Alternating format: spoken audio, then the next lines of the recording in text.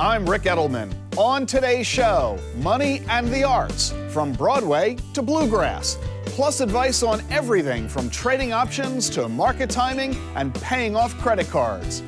All that and more on this edition of The Truth About Money.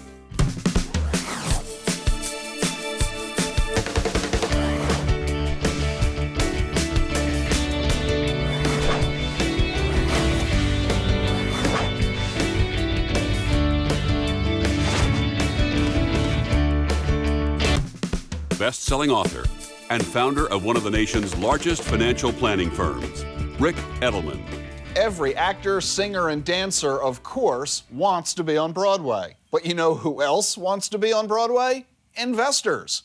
Well, who better to talk to than Pam Loudenschlager, a two-time Tony Award-winning producer.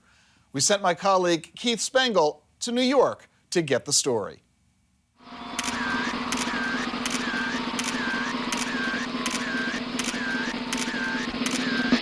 Tell me about investing in a Broadway show. What's the industry like here in New York and around the globe? Well, investing in a Broadway show is really like investing in really any other investment. I mean, it is regulated by the SEC. There is a prospectus. And you have got to be a qualified investor to really invest in a Broadway show. And what qualifies you as an investor? You should have $1 million in liquid assets. They actually get a recoupment schedule. And they'll actually see how, based on the number of people attending the show and what their running costs are of the show, how long it will take for them to get their money back. Because there's certainly risk reward in anything you do. Right, which is exactly what our viewers said, the risk versus the reward. So let's talk a little bit about loss. What happens if there is a loss? There is a loss, which we never want to have happen, but if there is a loss, you can write that off passive income. But there's another reason why people invest in Broadway, and that really is really to be part of this incredible community. Just New York alone, it's $1 billion industry. Billion-dollar industry? Just in New York City alone? New York City alone. And I think last year they had over 12.5 million people attend a Broadway show. The business is about personal relationships. You know the actors, yes. You know the directors, right. But you, in essence, have to be the business manager. Right. How do you get and keep yourself being objective when you know that something maybe has to change? First and foremost, I mean, you want to return your investors' capital. Exactly. So you're walking a very fine line, and that's why when you invest, I mean, knowing the track record of a producer, of the whole team is really, really, really key. Well, Pam, thank you so much for all of your wonderful advice. My pleasure. Wondering, I don't know if we're worthy. Are we able to trade hats? Absolutely. Am I producer ready? Absolutely, you're ready. I'll be behind you. Ric, perhaps we'll be able to see your name up in lights. Edelman Financial, the musical. Back to you guys. So, had fun in New York, Keith? Oh, it was great. Oh, of course, I'll say it's great to be back, but how can you not enjoy the energy, the lights, all of the shows that are in New York, and, investing in a Broadway show? Come on, what could possibly go wrong? Well, you know darn well what can go wrong. First, you need $1 million of net worth. That's in addition to your home and clothing and cars and furniture. So you have to have $1 million in liquid net worth. The minimum investment for these shows is typically $50,000 to $250,000. You often have to know somebody to be able to figure out how to get in on these deals. They're entirely illiquid. Once you make your investment, you're not going to be able to get your money back until after the show completes its run. And most of these shows lose money. The only ones that do make money tend to be on Broadway for years and years, usually going on tour and eventually selling movie and book and TV rights. So it might be that the best investment you can make is the couple of tickets you'll buy to opening night and maybe some bragging rights. Sit in the front row with Pam. Well, I'll find out what she's doing over the next couple of years in her next projects, and I'll come back with a little bit more homework. I look forward to your next investment idea. Meantime, go enjoy the next show next time you're in town. Thanks, Ric. Is the following statement true or false? When paying off multiple credit cards, first pay off the card on which you owe the most money. Think about it. We'll be back with the answer in just a few minutes. At a recent conference, investment advisors were asked just one question. What did they think about market timing? It's a dangerous game, much akin to playing the lottery. You're guessing to be right, and the problem is the odds are staked against you that you won't be. A crapshoot. Market timing is only for people that believe that they can control the universe. And usually what happens is people get out right at the very bottom, and things change so quickly the other direction. Is the following statement true or false? When paying off multiple credit cards, first pay off the credit card on which you owe the most money. The statement is false. When you're paying off multiple credit cards, first pay off the card that is charging you the highest interest rate.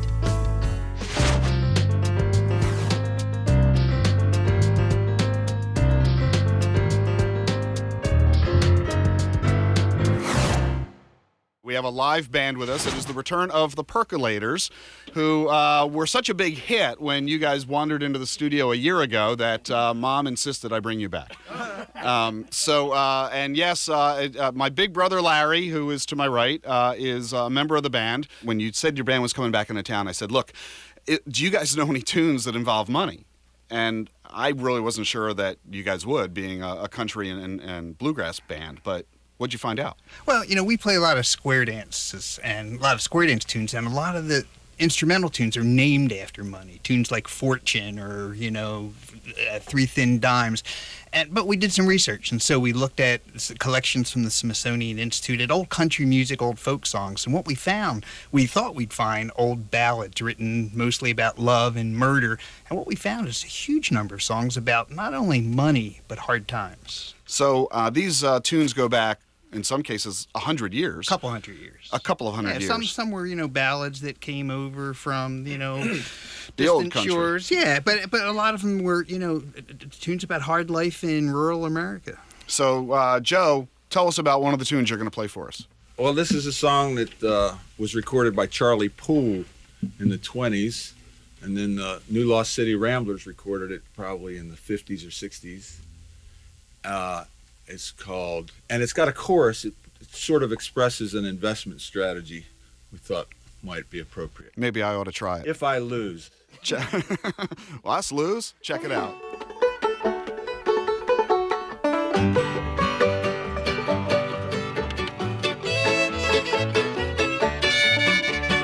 I can't walk, neither can I talk.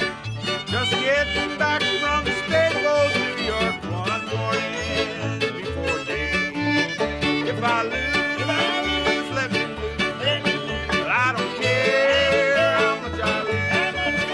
If I lose $100, I'm trying to win a dime for my baby. She needs money all the time.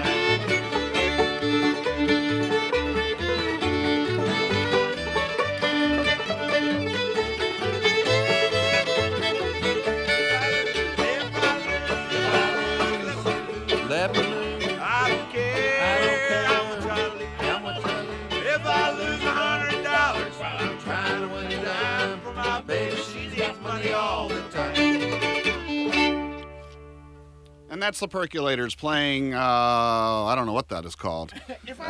I just have this mental blank when everybody talks about the possibility of losing with investments. So given what is going on in the economy and the rather dejected attitude of so many folks, just thought it would make sense to bring in the band today to give us a sense that it isn't just these times that we're discovering are a little difficult. And so, Joe, you've got another song about money and music. Well, it's about hard times. As a matter of fact, it's called Hard Times. It's a Stephen Foster song. It was written in the 1850s.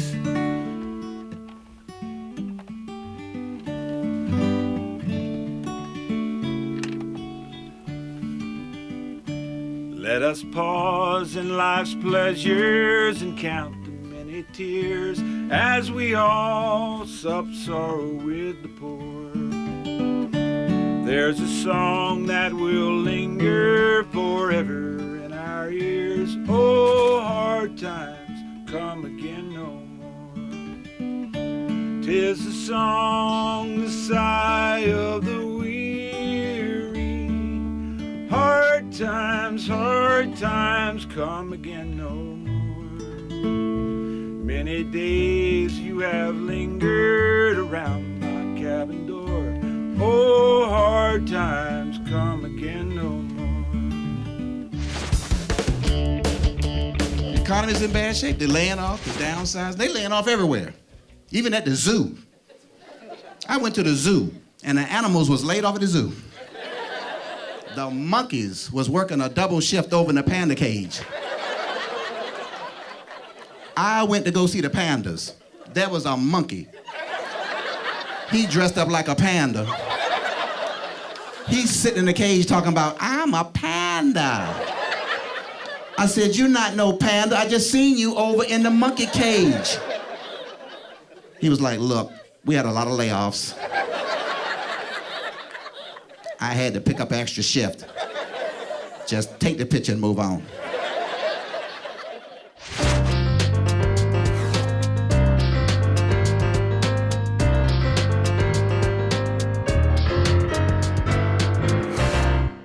Hi, Rick. Do you recommend we invest in derivatives such as option? If not, why SEC still allows this kind of product in the market? Do I recommend options and derivatives trading? And if not, why does the SEC permit it? Yes. No, I don't recommend it. And why do they permit it? Because it serves a genuinely valid purpose in the nation's economy. And in fact, that valid purpose has been corrupted by Wall Street speculators.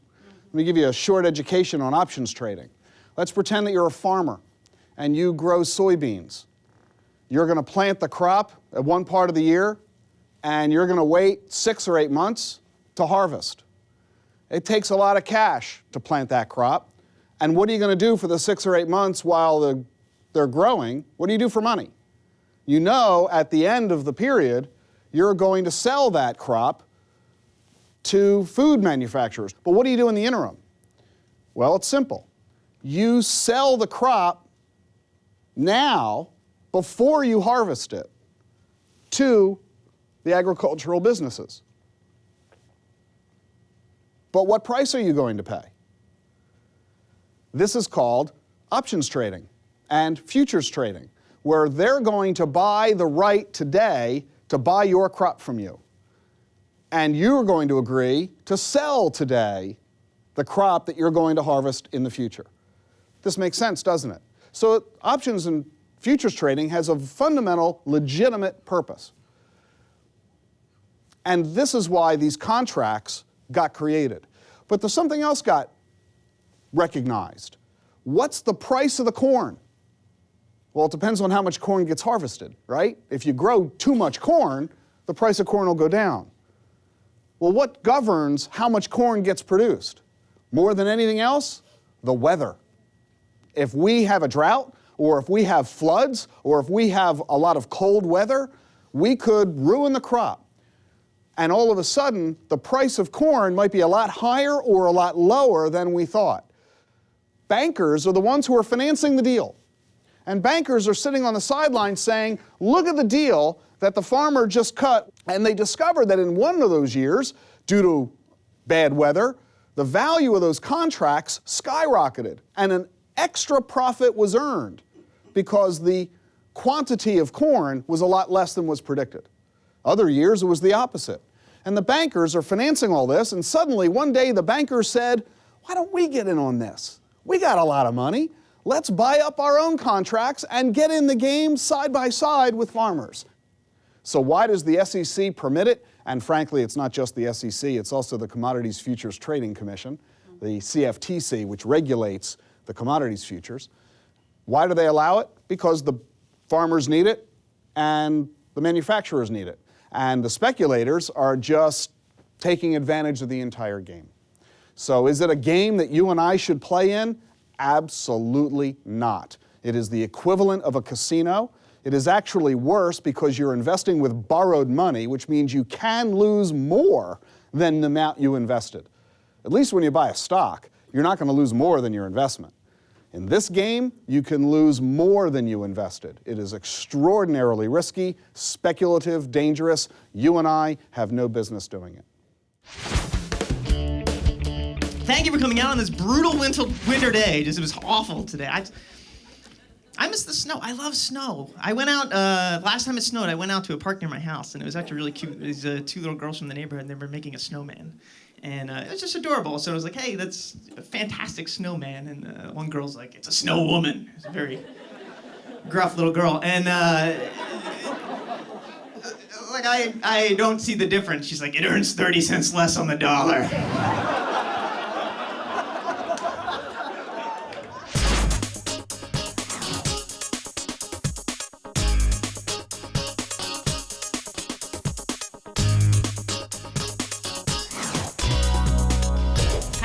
What's your best advice about how to create incentive in kids to earn their own money? Well, don't give them any. You want to have a lot of incentive on your kids to get money? Make them earn it. Don't give it to them. A lot of parents give their kids allowances, and the problem is when you give kids an allowance, you deny them the incentive to go earn it. So perhaps give them some as an allowance, but also tie some of that allowance to chores and other responsibilities and expectations in the household. And I'm a really big fan of not merely letting kids have money or access to money without also providing them some rules. Rule number 1, they should spend some of the money they get immediately. Kids ought to learn that with money comes opportunity, and it's very exciting to be able to spend money. But they should also be forced to save some of their money because they can't afford to buy an iPod or a bicycle or a car, even college, with this week's allowance. So force them to take some of their earnings and allowances and set it aside for a bigger long-term goal. They'll learn the value of saving and delayed gratification. Number 3, kids need to recognize that not everybody has the opportunity to come upon money, either given or earned.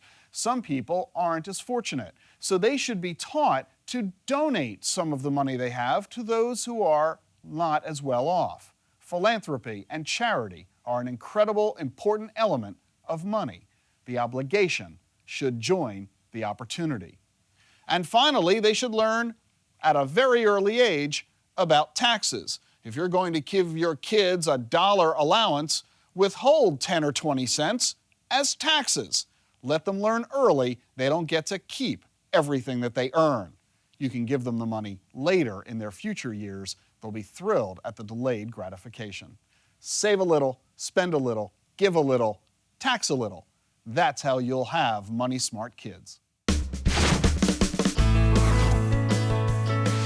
Which of the following is a financial asset? A, a savings account. B, real estate.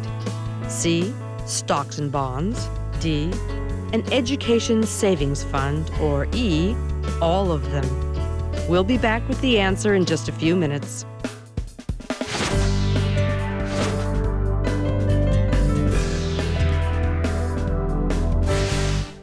Steve Forbes is the chairman and editor-in-chief of Forbes Media, which not only publishes the venerable Forbes magazine, but also Forbes Life and Forbes Asia, as well as highly regarded websites like RealClearPolitics.com and, of course, Forbes.com. We had a chance to talk with him in his New York offices. Steve, thank you so much for joining us today. Good to be with you, Rick. Thank you. Growing up in the Forbes family, one of the wealthiest and most prominent, with your father, Malcolm Forbes, of course, had to be an unusual environment, had to be a very different world than a typical kid growing up. Can you tell what it was like? Was business a constant conversation at the dinner table? Not really. My father didn't take over the company until I was 17 years old. But growing up, in terms of doing chores, we had to do them. We had to earn our allowances. We got in trouble if we didn't get our homework right and that kind of thing. And as we got older, I think it dawned on us that this man was different from other fathers in the way he viewed the world and the things he started to do. But he didn't really come to a full flourish until we were in our teens. And growing up, as youngsters, he was very, very strict. But the amazing thing was, as we went into our teen years, he knew how to let back, knew how to pull back and let us, as he said, make mistakes and learn. Was it an assumption on either your part or his that you would enter the family business, or was that almost a coincidence that you did so? Well, I was lucky. I must have inherited a gene or something, but at an early age I did news sheets in grade school. And then in college, helped start a magazine that we distributed to 200,000 students around the country, still going on today. So I've always been interested in the media business, and when I got a job offer after school, I figured better not turn it down. Well, which is it that you consider yourself a member of? A member of the journalism field or a member of the business field? Or is it a little bit of both? Well, you don't get one without the other. You need the journalism to have a business, and you need business to be able to market the journalism, create and market the journalism. So I don't see this great divide that some used to, but I think we're in an era now where what we call multi-platforms, where journalists now has to have skill in a new number of areas, and where in terms of business, is true of other businesses, you have to learn how to change your modus operandi, how you've traditionally done business. That bothers a lot of purists. A lot of folks say, well, I'm an artist, whatever it is my art happens to be, whether it's writing or it's painting or something else, or the recording industry, and they don't like to recognize that the reality demands a business sense to it in order to achieve success. That's obviously something that you're not troubled by. Well, Shakespeare, the greatest writer ever, wrote for a popular audience. Didn't seem to diminish his artistic capabilities. So they're not contradictory, having an audience in mind when you write. And if you want to write and be oblivious to everything else and not respond, if you're a business writer, write about something in the past instead of current events or something happening with a current company, fine. Maybe you can find a market for it. But if people aren't willing to exchange their resources for what you produce, well, then that's a decision you have to make.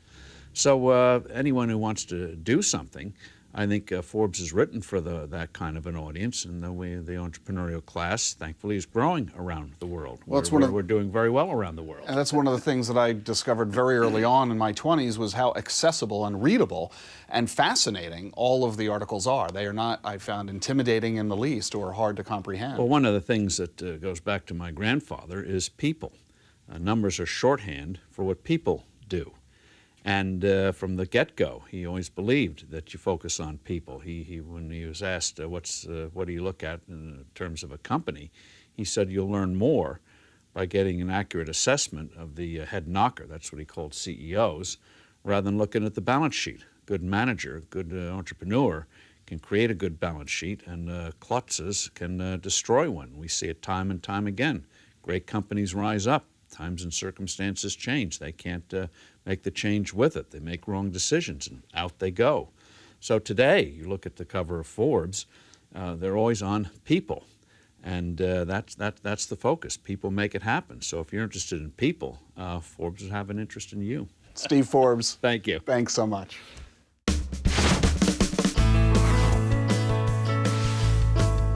Which of the following is a financial asset? The correct answer is E. Savings accounts, real estate, stocks and bonds, and educational saving funds are all financial assets. Before we go, there's no question that the arts reflect popular culture.